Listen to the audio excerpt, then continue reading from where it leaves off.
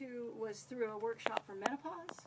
And so Susan Weed is the author. She has a lot of books. She works out of New York, and she's taught here in the Vancouver and Victoria area before, doing herbal workshops. But a lot of the information I got was based out of this book. So I started with motherwort and St. John's wort, and I actually grow them. This is a St. John's wort baby that's coming up.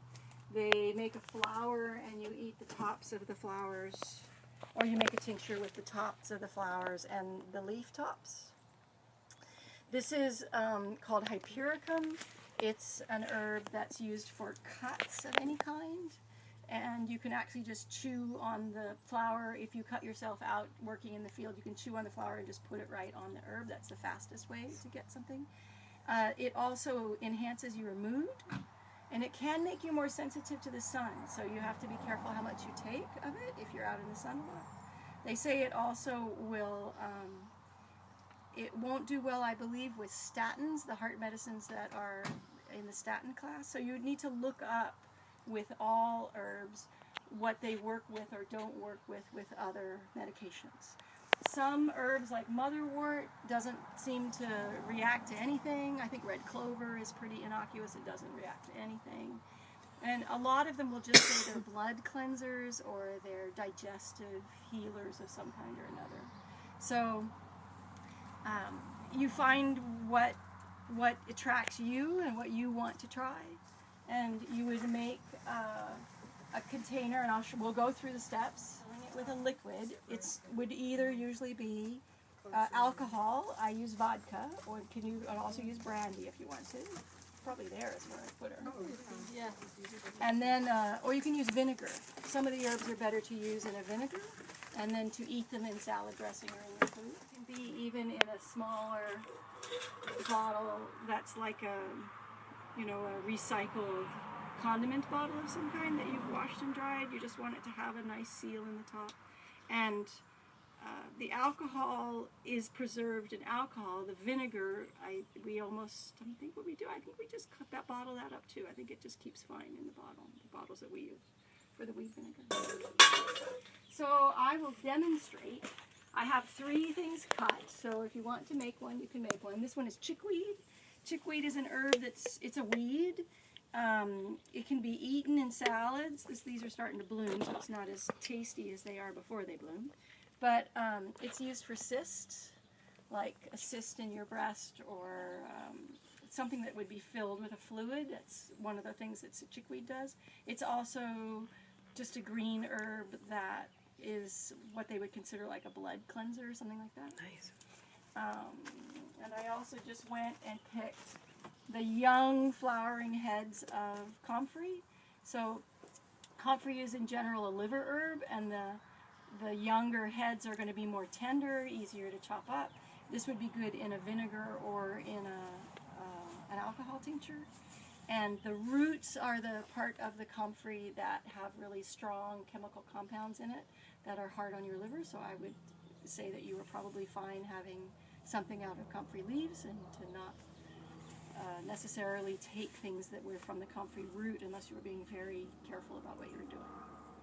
You want to start small and work up. If I was starting with a new herb that it's not something I had taken very much, I would start with probably about half a dropper full in a glass of water. So it's very thin, and then they tell you it takes about 3 weeks to feel a difference. I can usually tell in about a week. So it might depend on your own body, how sensitive you are to a different material. With motherwort, you could take as much as that as you want in the day, and you wouldn't have too much. With St. John's wort, you definitely would take it at the most, perhaps a dropper morning and evening. I told a funny story last time about a friend of ours. We had a flood here a while back, and we had a friend whose house had flooded, and his cars had to be driven up out of the water, and his whole garage, all the tools, he just was catatonic when we went by. And so my husband went to help him, and he said, "Here, I've got something for you." So we brought him a dropper full of St. John's wort. We used up right away. So we brought him a bottle like this, which should be good for a long time. And in about a week, and he was really cheerful. And in about a week, he said, "I've used that up. Could we have some more?" And so he was making drinks out of St. John's wort, which is way too much.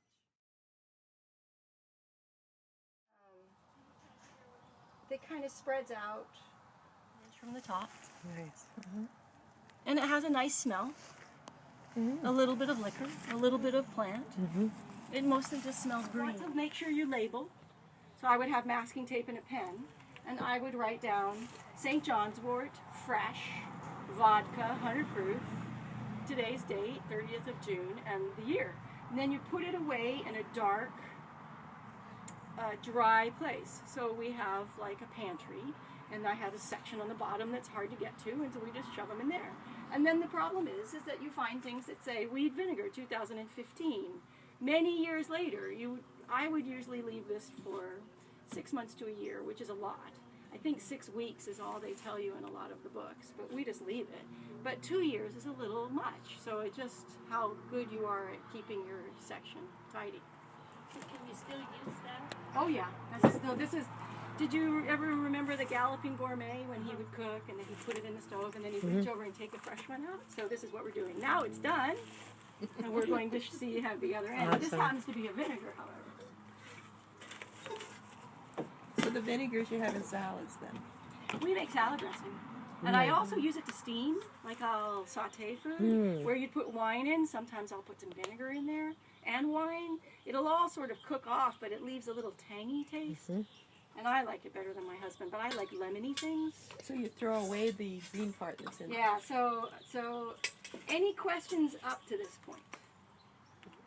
There are also, and I didn't have one free, but there are also jars where they have these glass lids that you put over, and it has a metal thing that pops down, and it has a seal, a rubber seal. It's a canning type of jar. Those are my preferred jars. So they just happen to be all full this time of year. I have a screen. You can get them at the dollar store in better condition than this one, but this is the one I always use because it has a little holder on the end. Because I'm invariably at home doing this myself. Sometimes the tops of these will get kind of yucky looking because it will have oxidized a little bit. Can I smell it? This looks fine. What kind of vinegar did you use? I like to use one of the apple cider vinegars that have a mother in it, and Like I Bragg's have or used something the like that? cheaper apple cider vinegar before, but it's not as nice a product. You want to use like the Bragg's brand that's at the store. I have heard that you can get it cheaper at Fred Meyer down in Bellingham. Same bottle, but you have to go to Bellingham.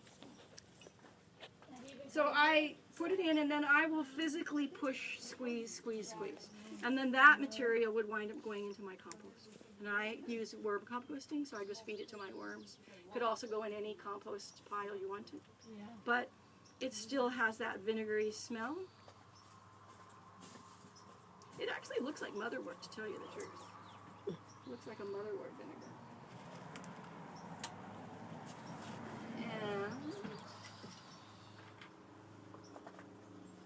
it will usually have a color. Vinegar is, the reason I got into the weed vinegars is that they are,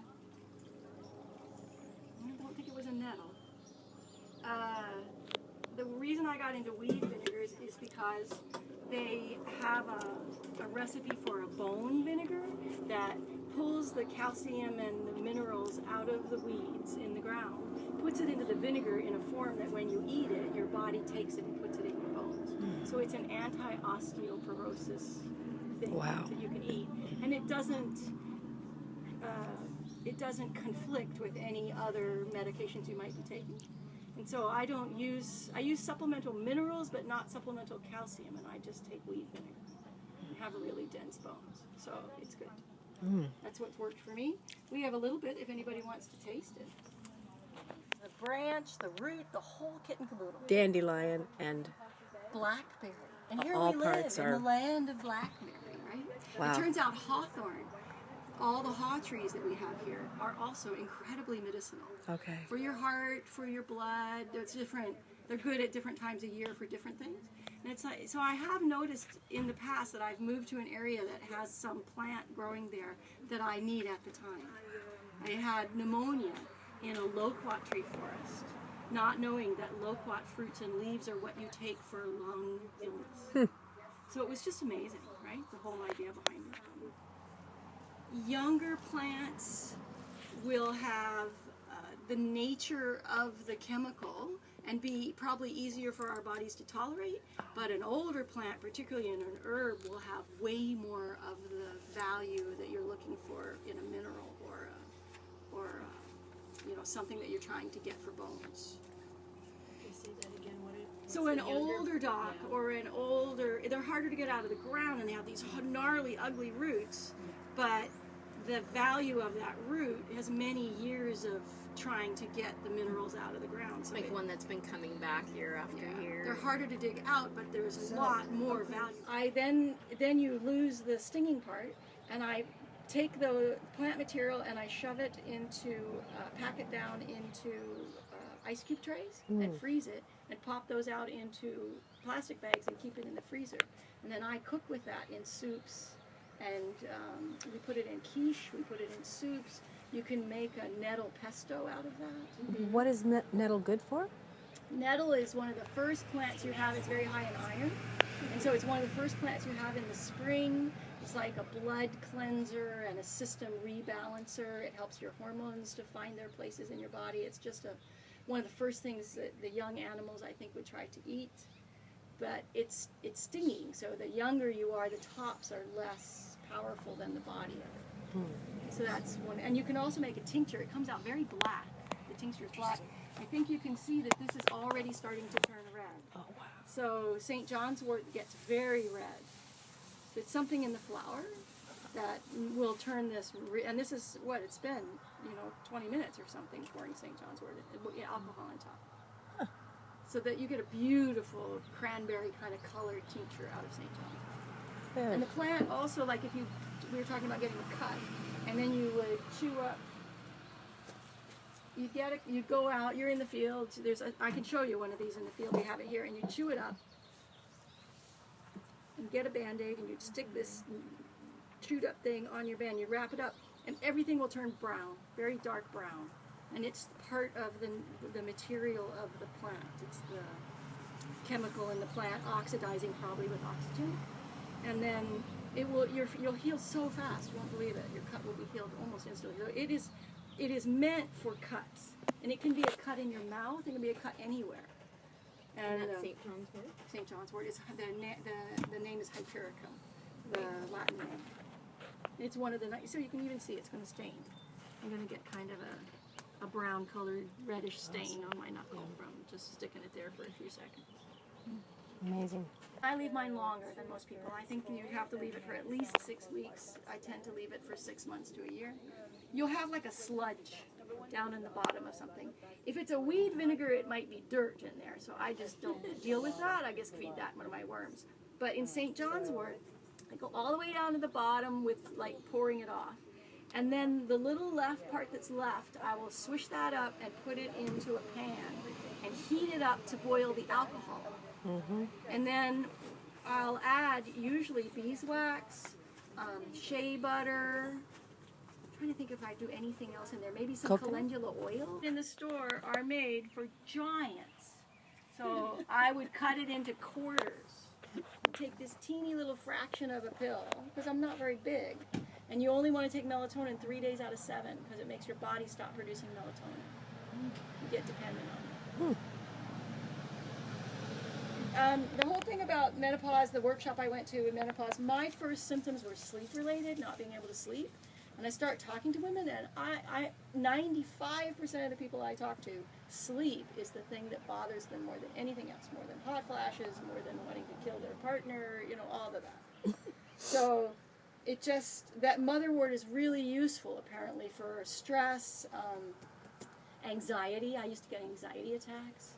So it's a very effective herb that's easy to tolerate. It tastes awful in a tea. So that's why you want to make it up in a tincture, because you lose whatever the mouthfeel that is so unpleasant when you make it into a tea. Red clover, I'll show there's a red clover up here. Red clover is one of the nicest things to take in a tea or an infusion. So Susan Weed's method is to take your plant material at night, boil up some water, have a mayonnaise jar, chop it up, stuff up the jar, fill it full of water, lightly put the lid in, not all the way, and go to bed. Go to sleep. Wake up in the morning, drain the thing out, and then drink that liquid during the day over the course of the whole day. So you thin it, or you put it with juice or something, but you know, over the whole long day, you'll get all of that one herb that you did that night. And then not do it the next day or the next day. Like, take some time between and only do one herb at a time so that you get a sense of, is this okay? If I'm reacting, is this not good? So caution is, I can't emphasize caution enough. I mean, they could be powerful. They say that if you see a deer eating it, you can eat it. And I think it might be the same for a number of the mammals. If you see another creature eating it, then it's probably okay. Cleavers. I did it yesterday morning. Okay, and this is in Hot water. alcohol or No, hot water? just hot water. Okay, so we could drain it and drink it. Yeah. It's an infusion, they would call Okay. it. And what a cleavers. The Cleaver plant is that a sticks weed. to you with the little balls. Oh, yeah. That one. Oh, Apparently it's I can look beneficial. it up.